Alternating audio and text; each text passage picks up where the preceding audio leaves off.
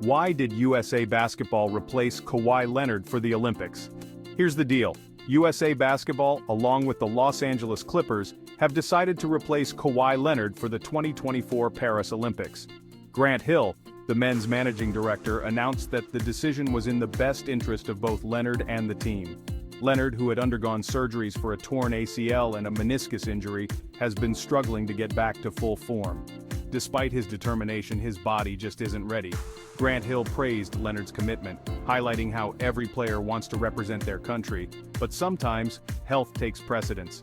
In Leonard's place, the team has added Derek White, a standout from Boston's championship run last season.